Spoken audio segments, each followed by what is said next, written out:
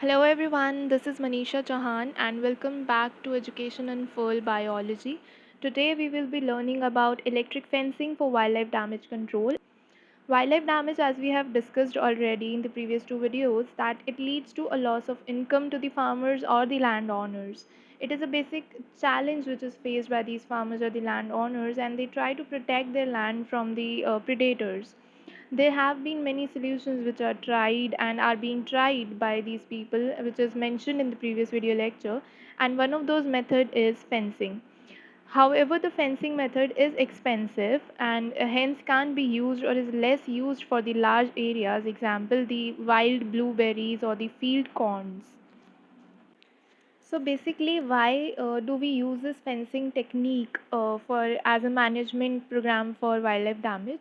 This fencing technique basically restricts the movement of the organisms. The movement can be from the livestock or from the predators, so it restricts the movement.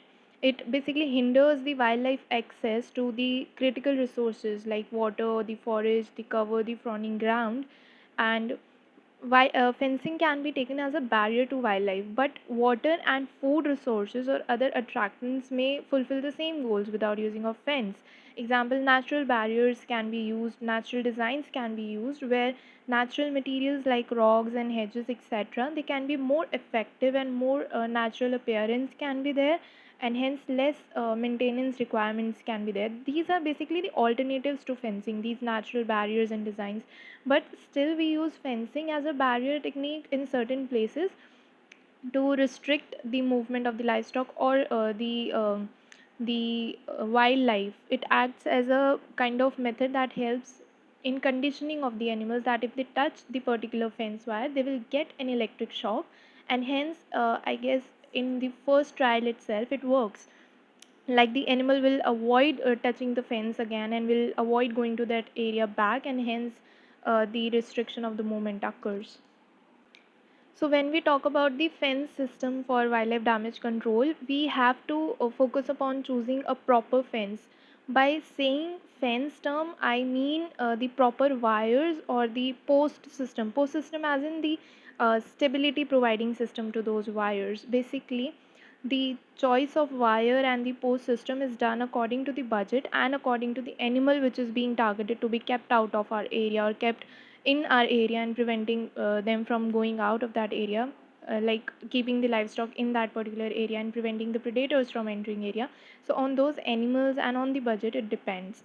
So there can be certain kind of wires and fence supports that we can use. Firstly, talking about the wire, we can use the woven wire, which is also called as the page wire. Talking about the woven wire, these are basically the strands of vertical and horizontal wire woven into a mesh pattern of squares, like seen in this diagram. Two different knots can be used, like these can be knotted joints or the hinge joints that can be formed because of the strand of the vertical and horizontal wires woven into a mesh pattern. These create knots. These knots can be the hinge joints or the knotted joints. The if we talk about the knots, these are tied in vertical and horizontal wires and provide great stability to the joints. In case of the knotted joints, which are basically more expensive than the hinge joints, these provide greater stability to the fence. Reason, the vertical wire in the knotted joints is kept from sliding sideways. As we can see over here, the hinge joints in the hinge joints, basically the vertical wire can easily slide sideways, as you can see here. Okay, so we talked about the two different kinds of knotting patterns that can be seen. One is the knotted joint and the hinge joint in case of woven wires. Now talking about the fencing support, there can be two types of fencing support that can be provided to the wires. One, the wooden post system, and the second, the galvanized steel post or the trail system can be used. The wooden post system is, however, more strong of these two, especially when there are side pressures from wildlife or domestic stock or from heavy winds or snow, or the pressure can be because of the falling trees or the branches as well. So wooden post systems are the stronger ones in these two when we consider these kind of pressure issues. Now, apart from the woven wire, we can also use high tensile wires, that is HTW. These are basically the multiple strand wires which can be electrified or non-electrified. However, it is certain that the electric high tensile wires are more effective than the non-electrified, and over here we use wooden post support system. In another case, we can use both woven wire and the high tensile wires in combination. The wooden post system is used with woven wire on the bottom 4 feet and the high tensile wire on the above, the multiple strands of high tensile wire on the above of that. The electric option is more effective, as we discussed earlier, that electric high tensile wires are more effective than the non-electrified ones. The weed isn't an issue over here because the first electric fence that is there in this system is it is about 4 feet above the ground. Also, we can use the plastic woven fencing. It is the fourth alternative that we are discussing over here. This can use the wooden or the steel post, and the diameter of the wooden post can be 2 to 3 inches. Now, if we talk about electric fencing, there are two main types of electric fences that can be used. One, the high tensile wire, and the second, the braided plastic. These basically have metal stands, the electric rope is there. These can be used in conjunction with other fence types or as a standalone fence. Now, let us talk about how does it actually works. We already discussed that when an animal touches the fence, the current or the shock is felt by the organism, and hence the conditioning happens, and the animal learns that they don't have to visit that particular place, or they don't have to try and touch that particular fence and that system. So that kind of learning is done to the organism. So now how the charge is flowing through the system, and what all requirements are there to let the system work, the fence system work, and how the charge or the current flows from one endpoint to the other endpoint, and how the circuit is being enclosed, we will discuss this further here. Okay, now to understand the working mechanism of fencing system for wildlife damage control, first thing that we have to learn about is fence charger. It is also known as the energizer of the system. It is basically a tool from where the electric current is fed into the system of your wires, and the current is built up in it. It gets the electricity, it converts the electricity to higher voltage charge, and then this charge is released to the fence lines. The fence lines are connected to this charger. There are two fence lines that we will see further. These are the wire connections basically that are connected to this fence charger. This charger has two terminals. From one terminal, the live or the charged wire is basically taking the charge out of over here, and from the other terminal, the charge is coming back to the fence charger or energizer by the use of ground wires. Now what happens is when the circuit gets completed, we will talk about it when how the circuit gets completed. When it gets completed, from one terminal, that is the live or the charged wire terminal, the electricity enters the fence, that is the wires. This fence system is connected to the ground rods. This electricity that is entering the fence will then be received by these ground rods, as you can see here in this diagram. These ground rods basically send this received electricity or the charge or the current to the ground wires. These ground wires are basically then connected to the ground terminal of this fence charger, and hence the entire flow of the charge is completed in a one round circle. Now, the power of the shock that we or anyone who touches the fence or completes a circuit basically gets depend upon the grounding system.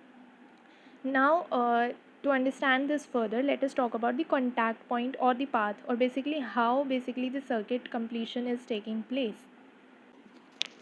So over here we have this fence system, we have these ground rods and the ground wire.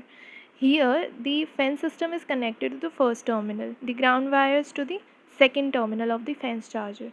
This circuit is not yet complete. This is not completely connected altogether, right? The charge has to travel from the fence to the ground wire and then back into the ground terminal in order to get the complete circuit done.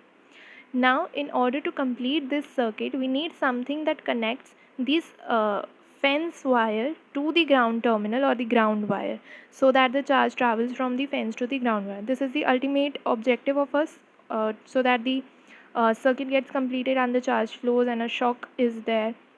So when an animal or any object that is conductor of electricity, basically touches the fence wire and the earth at a time, the circuit gets completed. When the organism is there, it is standing over there, or it touches the fence wire and the ground, the electric current or the charge basically travels from the fence wire to the organism, and from the body of the organism it reaches the feet of the organism and hence into the ground. Ground, as you know, is a conductor of electricity if it is moistened. So, if the moisture is present and the ground is a conductor of electricity, then that electric current will travel from the ground to the earth rod or the ground rod, and hence from the ground rod, what is connected? The ground wire. So, now the charge will flow from the fence wire to the ground wire, and the circuit will be completed, and hence the animal will get a shock, and this will lead the animal to learn that they don't have to touch this particular thing, or they don't have to come into this area or this premises of their place. So basically the charge coming from the charger finds the shortest path that is required to reach up to the ground terminal after the circuit gets completed, and when the object touches the fence wire and the earth at a time, the circuit gets completed and the shock is given to the animal. Now there is a question for all of you. Why do birds, when they sit on fence line, they do not get a shock?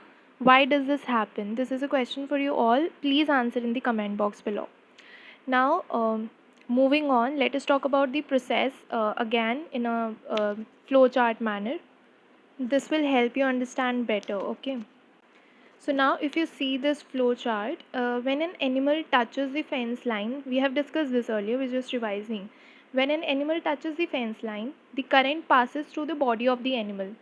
This current reaches the earth. If there is kind of high moisture in the soil or enough moisture in the soil, then the soil is more conductive and the current reaches the grounding rod. The current, after reaching the grounding rod, it reaches the ground terminal of the charger through the grounding wire, right? The earth wire, or we call it. So in another flowchart, as we can see over here, we are talking about the charge trip. The basically the trip that the charge travels in order to complete the circuit. Charge comes out of the this charger, fence charger, from the fence terminal to the wire to the body, and therefore body completing the circuit, then from the body to the earth to the grounding rods and the ground terminal back into the fence charger. This method that we are using, this fencing technique that we are using, is basically an immediate method that gives an immediate result. Like whenever the animal touches the fence, there is an immediate shock, and hence the animal learns. This is an unpleasant kind of a treatment given to animal for coming near to that fence area, and hence they will avoid crossing that particular path. It is a psychological deterrent, if you can understand. Now, the two ways of getting a shock to that animal, one is the direct touching to the wire, and one is the indirect one. Let us talk about the direct connection first. This direct connection occurs when an animal touches the charged and the ground wire at the same time. This method, basically, this in this way a maximum shock is generated to the animal, because this is a complete circuit that is completed because of the direct connection of the animal to the charged as well as the ground wire. No indirect connection is involved. Let us see the flowchart first, and then you will understand better. The charge over here in this circuit travels by this method. This is the way it completes the circuit. First of all, the charge from the energizer, it basically leaves the energizer and reaches the charged wire, and then to the body of the animal, and then directly to the grounded wire, and then it enters the energizer back. So this was about the direct connection. The second way is the indirect connection that happens in the circuit. The animal over here touches only the charged wire, and obviously it is standing or sitting on the ground, and hence it is connected to the ground, but not to the grounded wire exactly. So what happens over here, the circuit, how the circuit is being completed by the charge, according to this flowchart, as we can see, the charge which is there in the energizer, it enters the charged wire and then to the body of the animal. From the body of the animal, instead of entering directly to the grounded wire, it enters the soil by the feet of the animal or the body of the animal which is touching the ground. Then from the soil the charge reaches the ground rod, and from the ground rod it reaches the grounded wire and hence the energizer back. So over here the soil is acting as a conductor of electricity in between the animal and the ground wire. Soil, as we know, is a poor conductor of electricity as compared to the wire. When we compare these two, the soil is the poor conductor, right? Especially in the dry or the snowy or the frozen areas, the soil may show even more poor performances as an electricity conductor. So when we use this indirect method, because soil is acting as a conductor of electricity over here, hence less intensity of the shock is felt by the animal or the organism, or even if it is you which is completing the circuit, whosoever is completing the circuit will feel less intensity of the shock in this case. So this was it about the electric fences for wildlife damage control.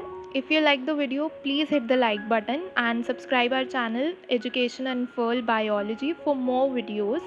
Have a good day, learners, and keep exploring. Thank you so much. And yes, please subscribe.